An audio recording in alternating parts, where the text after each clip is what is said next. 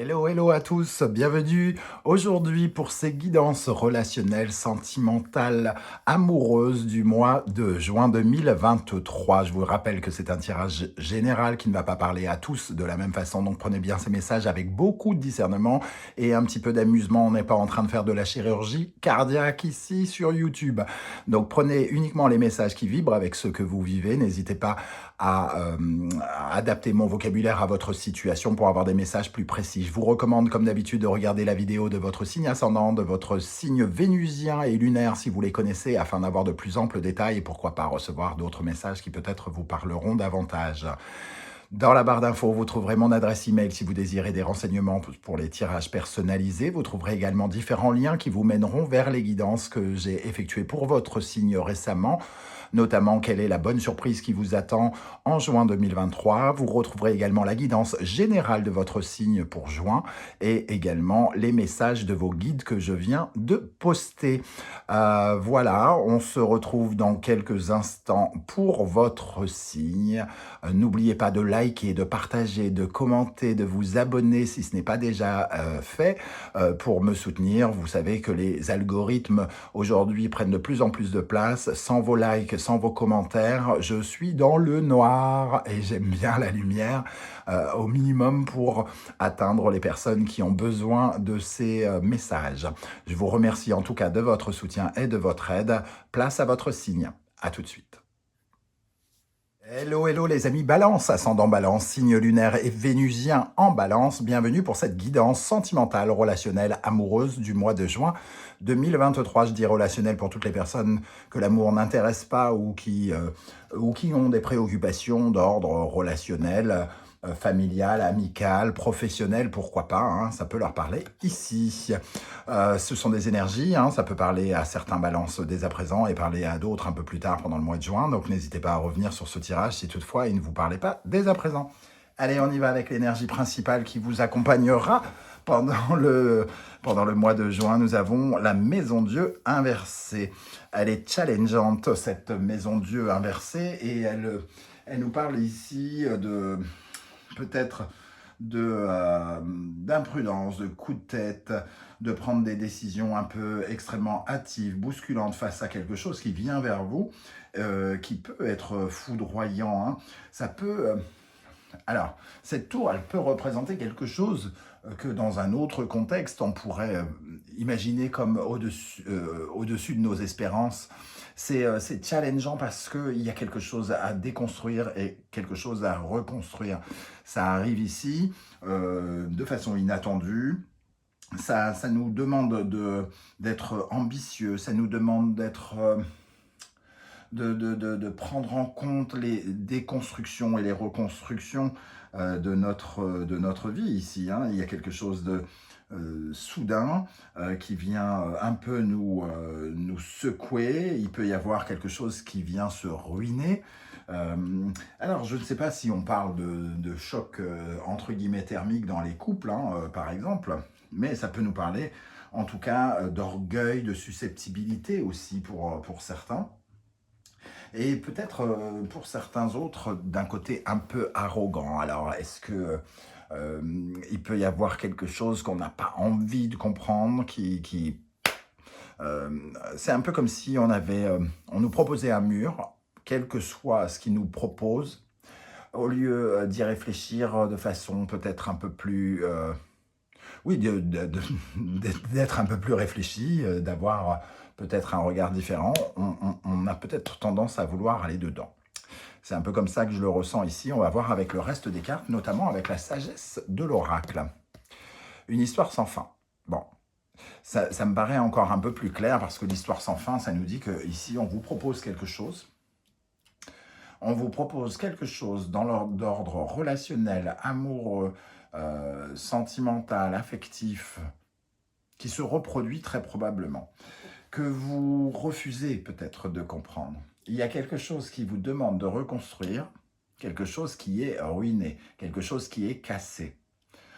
C'est un peu l'énergie de quelqu'un qui, par exemple, a eu le cœur brisé il y a 3 ans et qui refuse catégoriquement d'essayer de reconstruire quelque chose alors que pourtant on le challenge en lui envoyant une nouvelle personne. On lui envoie un coup de foudre, mais lui, non. Non, non, non, je ne veux pas en entendre parler. Ce n'est pas possible. Voilà, c'est un peu ce genre d'énergie. Bon, alors bien sûr, vous n'allez pas tous vivre cette situation, mais en tout cas, ici, on nous parle peut-être de sentiments de honte, de peur, d'avoir une faible estime de soi, d'être renfrogné, d'avoir un côté extrêmement sévère, dur, et de ne pas avoir envie de construire quelque chose. Hein. Ça nous parle, l'histoire sans fin, d'autocritique, de l'ego qui est blessé quelque part, et de drame. Euh, que l'auteur de cet oracle appelle les drames inutiles. Ce sont des choses que dont on n'arrive pas à se défaire. Hein. Il y a des gros blocages, un gros blocage sans doute ici, face auquel on est remis. On nous remet face à ce gros blocage, à ce gros problème que nous rencontrons dans notre vie amoureuse, que nous avons rencontré à plusieurs reprises, j'ai envie de dire. Donc si vous refusez de reconstruire votre vie amoureuse depuis plusieurs fois, j'ai l'impression qu'on vous renvoie quelqu'un, par exemple. Si vous refusez je sais pas, j'ai pas forcément d'autres exemples, on vous demande en mariage, vous refusez, et ça risque d'avoir la même finalité que peut-être avec une autre histoire, parce que votre peur de l'engagement, par exemple, fait fuir ou pose question à votre compagnon, par exemple. Déconstruire quelque chose dans votre tête, dans votre mémoire, dans votre cœur, pour pouvoir reconstruire autre chose. Ici, on nous parle vraiment de rejet, d'abandon, de solitude, hein, d'une intimité blessée. Et peut-être qu'on nous dit aussi d'une certaine manière que certains d'entre vous se racontent des histoires depuis pas mal de temps et que finalement il faut sortir de cela pour reconstruire quelque chose. Bon, on va essayer d'en savoir un peu plus. Je ne sais pas du tout comment ça va vous parler. Ici, pour les célibataires, quelle est l'énergie qui accompagnera les balances et les célibataires? Vénus, l'amour.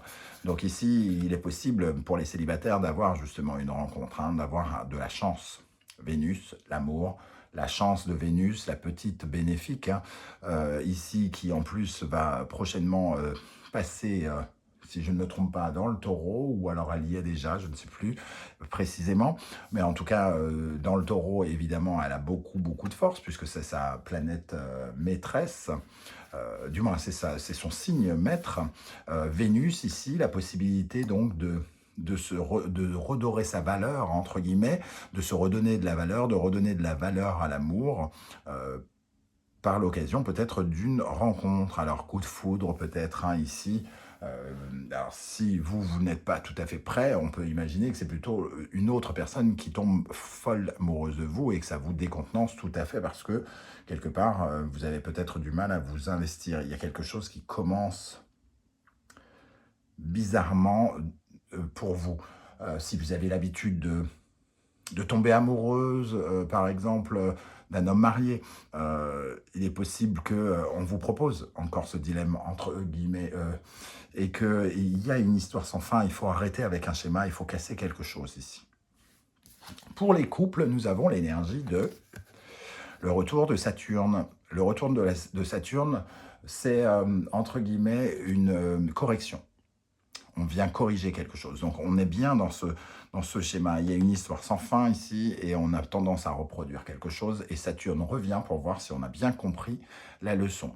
Si on a mieux structuré les choses, si on est plus dans le concret, si on a plus matérialisé quelque chose, nos pensées, Saturne, il revient pour s'assurer entre guillemets, que le temps, que la sagesse a fait son œuvre en nous et qu'on ait appris, sans doute ici, avec cette énergie, plutôt de nos erreurs ou plutôt de schémas catastrophes, de quelque chose qui peut ruiner, entre guillemets, soit nos vies amoureuses, soit nos relations, entre guillemets, hein, j'ai l'impression. À quelle énergie vous allez tourner le dos, les amis Balance? Le 3 de bâton.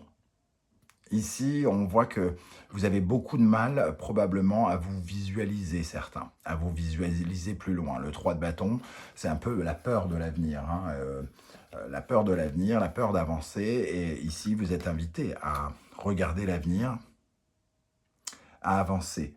Parce que finalement, c'est une sorte de... La maison de Dieu, ici, c'est un test, hein, c'est un coup de théâtre qui vous oblige à passer un test pour clôturer une boucle ou reconstruire quelque chose qui est cassé. Quel est votre état d'esprit? Quel sera votre état d'esprit en juin? Donc, il y a deux cartes ici. Donc, nous avons l'impératrice et le diable. Ici, on nous parle de quelque chose qui... d'un lien, déjà, le diable va nous parler de quelque chose qui nous empêche de nous épanouir, quelque chose qui rend notre monde peut-être un peu stérile. Je visualise beaucoup plus ces cartes un peu à l'envers, hein, pour le coup. Je ne les mets pas à l'envers volontairement, mais je les sens vraiment l'impératrice plutôt stérile, qui ne donne rien, qui bloque quelque chose, qui n'évolue pas, le diable qui nous emprisonne, qui nous rend esclaves de quelque chose, qui nous domine, qui nous met à terre dans un domaine ou un autre de notre vie relationnelle ou amoureuse. De mauvaises manies, des mauvaises habitudes, des mauvaises peurs, des obsessions ici, peut-être, qui nous empêchent de totalement nous ouvrir, nous épanouir dans notre vie relationnelle ou amoureuse. Ici, on a le 7 de denier qui nous parle d'un challenge, hein, d'un but à atteindre dans le concret. Le retour de Saturne ici nous parle de cette... et Vénus, l'amour aussi, hein, qui est en taureau, qui représente aussi le concret, quelque chose qui nous challenge dans quelque chose d'enraciné. Alors peut-être que la maison de Dieu ici, elle va parler d'une problématique avec la maison aussi, ou avec quelque chose qui est très enraciné dans votre couple. Un problème financier, un problème par rapport à la maison aussi. Hein. Il peut y avoir de ça aussi pour certains, vu qu'on a cette notion d'argent, cette notion de denier qui apparaît, l'impératrice aussi qui est plutôt représentative de l'abondance, mais qui ici est stérile. Le diable parle d'argent aussi de façon inversée, donc il y a quelque chose quand même qui concrètement doit être mis en œuvre. Qu'est-ce qui vient vers vous? Un nouveau départ, une nouvelle chance, une nouvelle occasion. Quelque chose de nouveau. Un coup de foudre déstabilisant, une épreuve nouvelle qui vous pousse à faire sortir vos compétences. Même si vous vous sentez inexpérimenté face à ce que vous avez à vivre, il vous faut affronter quelque chose, vous défier. Parce que cette maison de Dieu, elle n'a pas que du négatif, elle apporte aussi quelque chose au-delà de nos espérances. Mais pour cela, il faut d'abord, entre guillemets, être bousculé un peu ou souffrir un peu, parce que derrière, il y a la possibilité de reconstruire en mieux quelque chose. Le magicien et le valet de bâton. En face, il y a vraiment un nouveau désir, un nouveau projet, un mouvement, un nouveau mouvement, une communication peut-être excitante, déstabilisante, passionnante, qui arrive vers vous, hein, mais qui représente une boucle qu'il faut probablement briser. Comment les choses vont évoluer? La lune, ça va vous stresser. Ça va vous stresser parce que, alors, ça va vous stresser, je vais reprendre ce mot pour l'instant. Il y a quand même quelque chose qui peut être basé sur le foyer, hein, pour quelques-uns d'entre vous. La lune peut nous parler du foyer, de la famille, de la maison. Le 4 de bâton nous parle un peu de la structure, des murs d'une maison. Voilà, quelque chose de solide, de stable, aussi dans nos désirs. En tout cas, il y a quelque chose qui est remis en question ici. Sur quelque chose qui devrait être stable. Donc il y a déstabilisation. Ici, on est un peu dans le brouillard par rapport à la construction de quelque chose. Certains pourraient être stressés par rapport à un événement, une fête ou quelque chose comme ça, des festivités, parce que le 4 de bâton peut représenter quelque chose qui est censé être plutôt heureux ou positif. Euh, donc ici, il y a quand même la montée d'une peur, d'un stress. Un peu comme la mariée qui a presque envie d'annuler son mariage parce que elle se fait dessus, quoi. Et il y a quelque chose qui énergétiquement vous épuise. Alors qu'ici, l'impératrice demande à être nourrie, entre guillemets, alimentée. C'est l'alimentation, c'est la nourriture qui nous permet de survivre, de vivre, de nous sentir mieux, d'avancer, de continuer. Hein. Donc on a besoin de sentir des choses nous nourrir. Et peut-être qu'il y a quelque chose ici d'un peu stérile. Ok, comment les choses vont évoluer?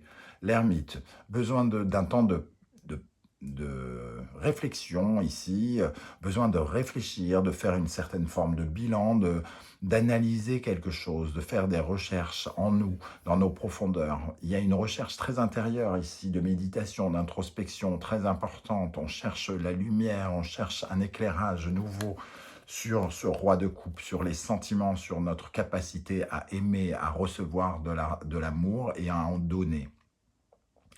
Notre pouvoir de compassion, de générosité, d'empathie, notre capacité aussi à partager tout cela. Donc certains sont vraiment face à une situation qu'ils redoutent ou qu'ils repoussent. La synthèse de ce tirage, la grande prêtresse. Il y a au fond de vous quelque chose qui vibre, qui est passif. Vous êtes comme dans un mode d'observation, passif, réceptif, mais passif. Et il est possible ici qu'on vienne vous secouer pour que vous bougiez, pour que quelque chose bouge. Le 5 de denier, elle réfléchit. Là, il y a une profonde réflexion sur l'abandon, sur le manque, sur quelque chose qui est lié à l'absence. Alors, l'absence, c'est peut-être un grand mot, mais un gros problème de confiance en soi. Une déchirure de l'estime de soi ou quelque chose comme ça. On se sent abandonné, impuissant. Peut-être que même on dit je vais vivre toute ma vie tout seul pour certains célibataires. Il y a vraiment une réflexion sur le rejet, la solitude.